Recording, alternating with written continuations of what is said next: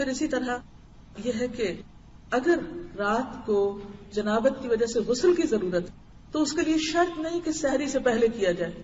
مثلا اگر آنکھ دیر سے کھلی تو انسان کے میں تو ناپاک ہوں اور اب تو میں آج روزہ ہی نہیں رکھ سکتی کیونکہ وہ تو پاک ہی نہیں. اگر ناپاک بھی ہے تو کوئی بات نہیں, سحری کھا لیجیے اور نماز سے پہلے آپ غسل کر سکتے ہیں. بہت سے لوگوں کو یہ مسئلہ نہیں معلوم ہوتا جس کی وجہ سے بعض اوقات وہ روزے میں خلل کر جاتے ہیں. حدیث میں آتا ہے کہ نبی صلی اللہ علیہ وسلم کو بعض اوقات اس طرح فجر ہوتی کہ آپ جنابت کی حالت میں ہوتے, آپ سحری کھا لیتے اور اس کے بعد غسل فرماتے, یعنی فجر کی اذان کے بعد بھی آپ نہا سکتے ہیں. اگر کوئی عورت رمضان میں فجر کی اذان سے پہلے حیض سے پاک ہو جائے اور غسل کا وقت نہ ہو تو پہلے روزہ رکھ کر بعد میں غسل کر سکتی.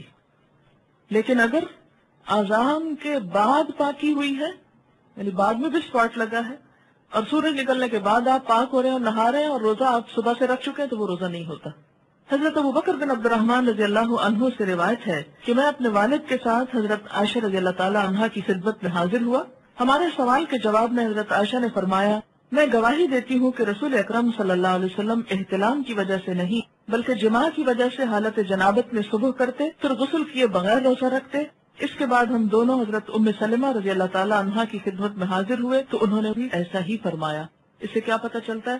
حالت جنابت میں سحری کھائی جا سکتی ہے اگرچہ نماز سے پہلے نہانا ضروری ہے, پھر نماز نہا کے پڑھی جائے گی. اسے بخاری نے روایت کیا ہے.